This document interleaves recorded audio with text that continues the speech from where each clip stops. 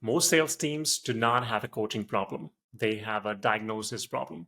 They're training the wrong reps on the wrong thing at the wrong time. And by the time they realize it, the deal is gone.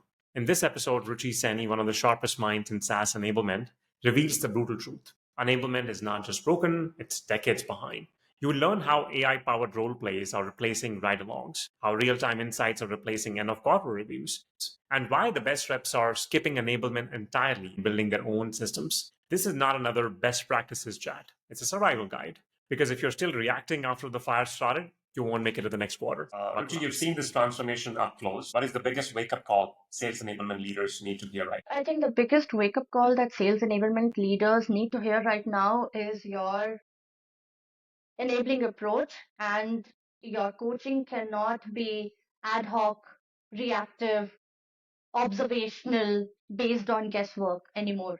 It has to be personalized, it has to be predictive, it has to be proactive, and you will have to embrace artificial intelligence. It's not the future, it's present, it's already here.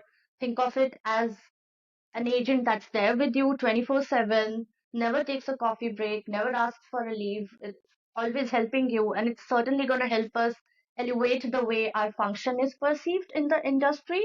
And it's going to help us make that needle movement from being looked at as a cost center to actually a strategic function that's helping solve larger problems for companies out there. And if we are still relying on traditional methods where we are waiting for problems to occur so that we can figure out what should enablement do now, then we're definitely lagging behind.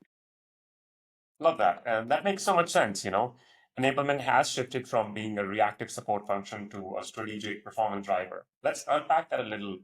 Okay. So if enablement was seen as more of a support role 5 years ago, what is it expected to deliver today if it was not before? Even now, if you approach people and you ask them, hey, you're starting an enablement team or you're hiring an enablement rep in your organization, what is expected out of them? People will tell you, we have new people joining in. We need them to do onboarding. We need our people ramped up faster and so on. So I think it's got a lot to do with that mindset change that's happening across the board where we're actively involved in deal discussions, forecast discussions, reviews, QBRs. We have visibility into the pipeline, not just in terms of the numbers, but the entire sales journey of a deal throughout the sales cycle so that we can identify gaps and provide help right then and there where the seller needs it, instead of providing generic coaching sessions where nobody really learns a lot and they don't go back and implement that in their actual workflow. Hmm. You mentioned earlier that, sales enablement is still too reactive, and I can agree. I see that all the time too. What do you think is one thing that most teams are doing too late that they should be doing much earlier? I think we wait for people to come to us with problems, and then we think of a process that we can put in place to solve those problems instead of us identifying gaps, or I'd rather say foreseeable gaps that can occur at any point of time during the sales journey, and provide a solution to it so that the seller, the sales deal, the execution doesn't suffer. So similar to what you said, we're just sitting here, we're creating a lot of content, our calendars look busy, we're doing tons of trainings, but we don't know where that's heading, what's the impact of it on the business, and then we wait for business to come to us and say, hey, our win rates are down, can you do something about it? And then we're constantly thinking on our feet, firefighting, solving a lot of problems, and not attaining that level of efficacy with each approach because it's very, very ad hoc and reactive. Got it. And it's clear, the expectation from sales enablement has changed, like you mentioned. And you mentioned earlier, one of the biggest reasons for that shift is also AI. And I'm aligned with when you said, how, companies think of this as reactive approach even today. And while a lot of people are talking about I don't think so everyone is using it well. I might be aware of some use cases, let's say in sales in general, prospecting, closing. I have no idea about. So in your experience, where is AI actually helping your teams, enablement teams, be dangerous, not just busy? I think AI is a very, very powerful tool. And I firmly believe in that because we are experimenting left, right, and center with AI technologies out there. I feel like for every problem out there, there's an AI tool that exists. And some of the areas where we have tested different use cases for AI and it's proven to be a massive game changer for us would be one in terms of content creation, not just for the enablement team, but for the product marketing team, for the L&D teams out there as well. You don't have to spend hours and hours creating content, then proofreading that content, and then that content coming back to you, you having to create several iterations of it for several different kinds of audience. All those man hours gone and very little outcome achieved out of it. You can do that with any AI tool out there, the good ones, of course, in fraction of minutes. And we've seen some beautiful results coming out of those content creation AI tools that we've experimented with of late. Apart from that, conversation intelligence has been again a massive game changer in the last few years. I don't think people really had that mindset of thinking beyond a call getting recorded. But now you can pick up key moments, keywords, longest monologues, and based on the conversation, the tool is also highlighting where are the risks in the deals, what's missing, what you could have done better. All that intelligence was not there. And it's really helping us, not just the seller, but also the managers in picking up those data points because it's taking the guesswork out of everyone's work. It's not observational anymore. Everything's there in black and white. It's reducing a lot of admin work for you as well as an enablement person or even for our partners in RevOps because there's tons of data. It's filtering out that data for you and giving you actionable insights. And one area where I've seen a massive, massive change is AI powered role plays. Super, super important because you have so many reps. You can't be everywhere, help every rep on every call. So they need some kind of safe space with psychological safety where they can practice before their actual sales call, get that actionable feedback that they can implement without feeling like they're being put on a spot or they're getting to learn from someone who probably does not know as much as they do if they haven't done sales before. So there are a lot of inhibitions as well when you work with different sellers. I have seen that AI powered role plays have proven to be really helpful. No amount of everboarding can help you provide that one is to one customized, personalized coaching to each rep in your team right when they need it. If I have a pricing call tomorrow, I don't want to wait for my enabler to find time on her calendar to sit with me and then for us to figure out how should this conversation go tomorrow so that my opportunity, which is bottom of the funnel now, I don't lose it eventually. I can just use the beautiful tools out there. I can use one of those AI tools in my comfortable space. The tool is also going to tell me what are the kind of questions you could have asked. You know, what did you miss out on asking? What are the things that you did really well? Here are some of the things that you should know about this customer, etc., etc. And now I'm well prepared. And it takes away a lot of dependency as well of sellers on their managers and their enablers. So that's one area where I've seen it to be really effective and driving real outcomes for us. And on all fronts, not just the sellers or the AE side of the business, but even with our SDR ecosystem, it's proven to be really helpful. Wow, that's a lot to unpack. So you mentioned content creation, call coaching, and personalization. I want to play a very quick game. If you could only keep one, call coaching, content creation, or personalized training, which one are you fighting to keep and why? Coaching, 100%.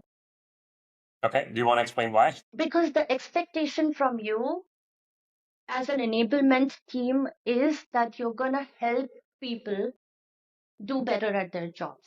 That's what we're supposed to do. And that's not going to come from giving them hundreds of pieces of text and videos to go through. That's not going to come from us conducting hundreds of sessions out there. People need that help. And the only way you can help people is if you know the needs are very nuanced. Someone's new in the system, someone's old in the system, someone's good at prospecting, someone's good at objection handling, someone's good with negotiation. Everybody has different needs and they need that kind of personalized coaching in that regards. So if I'm somebody who's very good at pipe gen, but for some reason I'm not a good closer.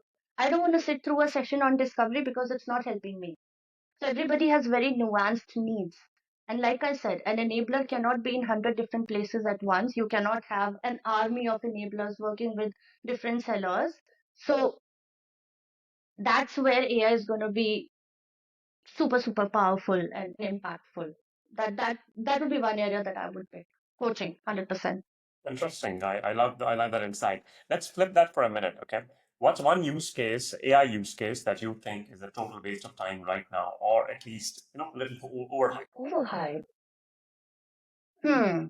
All right, let's double click on something which you have brought up, time and again, which is AI powered coaching, because coaching has always been one of the things that's high value, but hard to scale.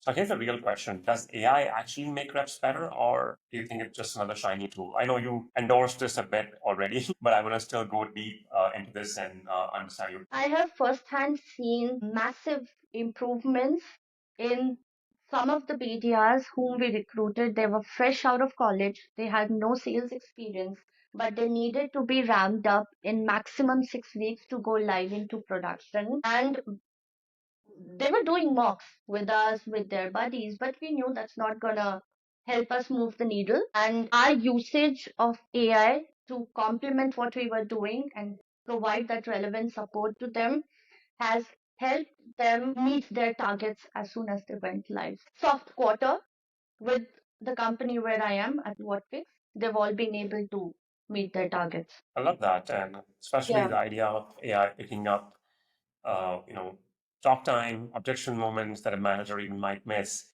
At the same time, like you said, how it has helped your entire team ramp up faster. Have you seen any 100%. other insights from AI that probably surprised you? Something, let's say, even a great human coach like you and me might have missed? Plenty actually, and in different areas. So, in terms of call prep prior to a call, as an enabler, you will not always have visibility into every lead, every opportunity that someone is working in.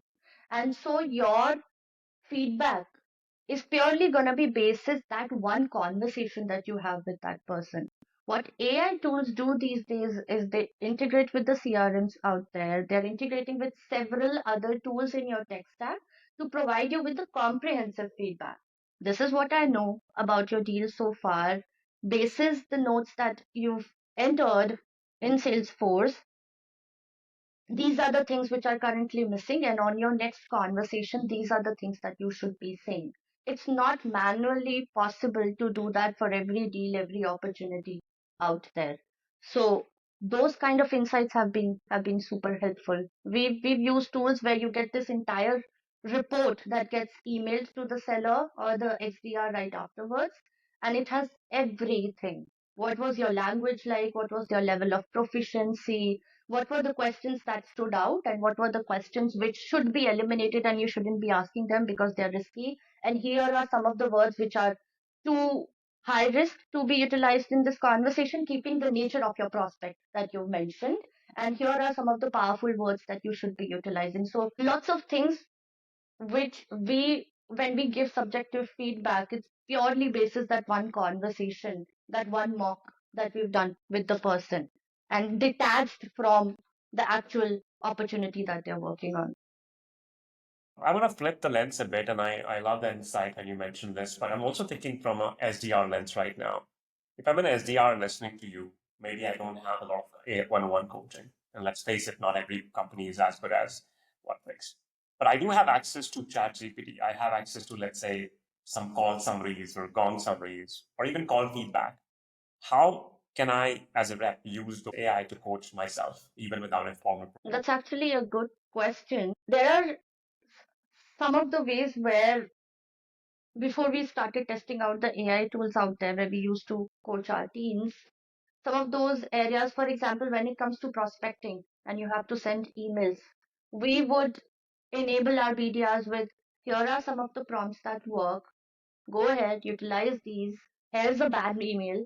We want you to turn this into a highly personalized, effective prospecting email that you would send to this particular prospect and then come back. And then we would discuss more prompts. So we've seen ChatGPT being used left, right, and center. I use it every day for lots of work that I do. That's one of the ways. We've even seen people come up with, not every BDR wants to just wing it. Some people like to have some kind of script which they just want to keep there as a plan B. They've been able to come up with some really good elevator pitches. We've been able to secure a lot of good responses to some of the objections that we get on the calls. And I even use that as an enabler. Sometimes I'd go to ChatGPT and I would say, this is an objection that we get from our customers. This is a response that I can think of. Do you have anything better that you can share with me? And then I'll get several suggestions, and sometimes they resonate with you and help you refine the quality of content that you're creating for your people. Amazing. I don't know if that helps. No, it does. See, I think I'm totally aligned with you. I don't even have the count of the number of hours I spend with ChatGPT. Yeah, I have the pro version, like $200 a month version. So I do like deep research, and even while preparing for the podcast, I think I did that not just with you, but I think for all the podcasts, for a lot of things which we do, we're yeah, preparing right now the next curriculum for School of SDR, and we've done like deep research, combining and going to the depth of things which we don't even remember, which was taken from 3 years ago, how things have changed. yeah, And it's impossible to keep up, right? And as a human, I can only keep up with so much. So I think that's where I believe AI kind of gives me the sanity. And I think there are ways I can't even disclose publicly how I use it, all ethical. But you'll be surprised and you'll be like, wow, for this as well, you're using ChatGPT. But the truth is, yes, we're kind of so much dependent on it. Go to personal habit of using ChatGPT is when I go to the gym, it's a 10-minute walk, and I switch on the voice mode, and I'm yeah, talking random things and saying, hey, give me the structure, give me a thought process. I believe I'm not structuring it right. I'm not thinking it right. And between in the gym, when I'm, between the sets, taking rest, that's when I'm again chatting with ChatGPT. So that's how I think sometimes it scares me that I'm probably in the phase where it's actually becoming that whole thing where I'm probably getting in love with AI. yeah, yeah, So yeah, it's scary and at the same time exciting at the same time. I'm kind of loving it. Anyways, yeah. I think we talked about AI coaching so much. I want to also talk about other companies who are also exploring AI-driven coaching. What is one common mistake which you feel enablement teams might make or are making when implementing AI-driven? If you don't know what's the goal that you're chasing or what's the outcome that's anticipated out of any process being laid out, then you just, firing shots in random directions and hoping that one of them hits. You know what I mean? So, and then we need to have a very problem solving approach. So, what are your key problems at the moment that you're looking to solve for the company, not for your team? You need to keep the larger company OKRs and problems in mind. And whatever tool you're evaluating, amongst those high priority problems, how many of these is it able to solve for you? Because there are tons of tools out there. Like I told you, for every problem, there's a tool out there. Even in the whole arena of call coaching, there are several tools out there. How many of them are aligned with the business objectives that you're looking to meet? What's the goal that's anticipated? What does your success criteria look like? And how successfully can this company partner with you before you even make that decision? And once you roll it out, it cannot be a one size fits all, and you need to keep in mind the nuances associated with different kinds of audiences that you have at the maturity levels. BDRs would have different needs, your A's would probably have different needs. So, how you're going to still customize the usage of this tool for different teams is important because it cannot be one size fits all. So if you just roll it out, glorify it, and say, hey, we've invested in this tool and we need you all to start using it, that's not going to cut it. And months down the line, if you don't know where you were and how far along are you in terms of a metric that you were chasing, whether it's win rate, conversions, your sales velocity, pipe gen, whatever it is that you're tracking. If you're not doing that, then it's just you're adding one more tool in that tech stack to an already heavy tech stack that your seller has to use. And you'll receive that feedback from them where you've just added to their list of laundry activities and given them very less time to sell, which is their biggest complaint with enablement and our function, in general, where they need more time to sell. And we need to think along the lines of how can we make their lives easier? How can we make them more productive? How can we automate tasks for them? So we need to think of sellers' needs, but also tied to the larger business metrics that we are looking at. Otherwise, 1 year down the line, if that tool hasn't made any movement in terms of the business metrics that you were tracking, then your entire project was a fail, and you end up looking bad within the company. So, Ruchi, we talked about what's working right now. I want to talk about the future because I know that you're already thinking 5 steps ahead. What do you think is one AI capability you think is coming next in enablement that most people would be excited about? It's going to be long term, Rahul, but I think that what the future possibly might look like would be an AI agent being there with you at all times, because your enabler can't be, your manager can't be. On every deal and every conversation that you have, there's someone who's telling you, hey, don't ask this question. Your next question should be along these lines. This is what you should tell this customer now to provide them value. Here are the weak spots in the conversation. Or be able to figure out and pick up non-verbal cues from the customer and say, hey, Rahul, read the room. The customer seems to be disinterested. Can you just quickly engage them with this question? Something along those lines would be really, really helpful. But I can also understand the apprehension, because a lot of leaders might feel like, isn't that my job? No, I mean, I'm thinking that if I were to put a sales leader hat right now, and let's say if you were my prospect, right? And not everybody is, smart enough where they have the great social quotient or emotional quotient where they're able to, 100%. read faces or, read minute nuances. So if AI is able to tell me, hey, Ruchi doesn't seem interested, like you mentioned earlier, if AI is able to detect where the call is going off, where the call is going off track. If similarly in a demo, if I'm able to prevent that real time, because what we discussed earlier was post call, right? Oh, here is where you went wrong. But if I'm able to course correct like right now, why would I leave that opportunity? Yeah. Yeah. I've heard conversations where prospects have, when we ask them, how are you? How's your day going? And the prospect says, not so good. And we deep diving straight into the agenda, and we're saying, okay, this is what the call is going to look like. Ask the guy what happened. Is this a bad time? Do we need to reschedule? I understand. Little bit of empathy. And I feel, okay, it's easier for us as enablers to say that, because probably it comes to us naturally because we're in that rhythm of coaching people all the time.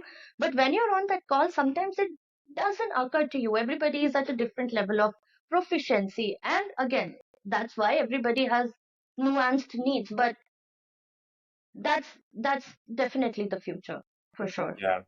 I'll tell you what, we explored a tool last year for School of SDR, where what it does is if I have 20 students in the class, it can detect who is actually watching the screen and who has shifted to do something else. So Incredible. on a sidebar, it tells me who the engagement score of each person. And that's based on how frequently they're switching screens. So yeah, it doesn't tell me what they're looking at. It simply tells me if are they on the screen I'm presenting, or are they looking at the Zoom, or are they looking at something else? Yeah.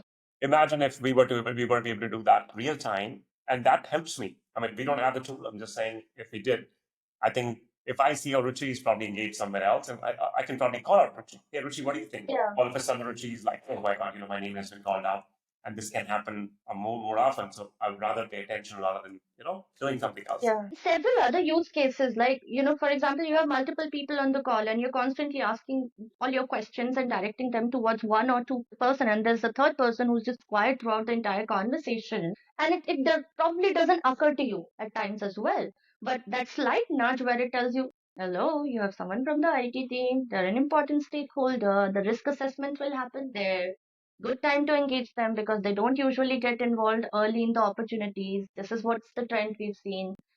That would help you, you know, prevent that conversation from going south and rescue it before there's a massive, massive Yeah, thing. I can think of so many use cases. So let's say Ruchi Yeah. returned from a holiday, and imagine I don't know how to start a conversation. Ruchi hasn't been speaking for a while, but I had a conversation starter, popped up in my screen where it says, Yeah. "Hey, ask Ruchi about the London vacation.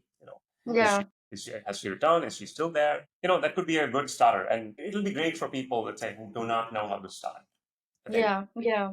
One of the areas where we also implemented AI for our XDR teams was, we have some of our key competitors. The moment that competitor's name comes up in a conversation, immediately a battle card will open up for you with the top three pointers relevant to that person whom you're speaking with. So now you don't have to think of, okay, these are several reasons where we win. What would be most relevant for this person? And I don't have to recall all those CI metrics or areas where we do better than our competitors on the go because those persona cards, those battle cards are popping up for us right there in the conversation. That's proven to be really helpful as well. See, I believe, that's slightly also getting old because one, you as, let's say, head of sales enablement has to still go and punch those battle cards. Yeah. The way the future we are imagining right now is if there are three people who have already dealt with all that competitor questions, right, in the company. So instead of enablement team, let's say, working with the sales leader on how to best pitch, we already know what has worked. Why don't we take those insights, put it in real time, Yeah. and say that, Yeah. hey, your colleague closed a deal sometime back with this pitch. Why don't you try this? Yeah.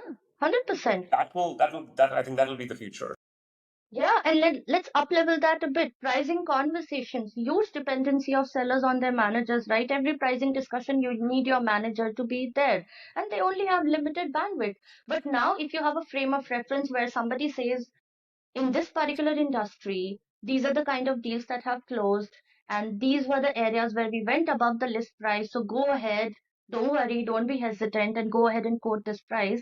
That's the kind of help people need because they're often wondering, should I give a massive discount or should I quote above the list price, below the list price? Oh, this is so complicated. I don't want to lose my deal. Let me just put all that pressure on my manager, have him drive that conversation.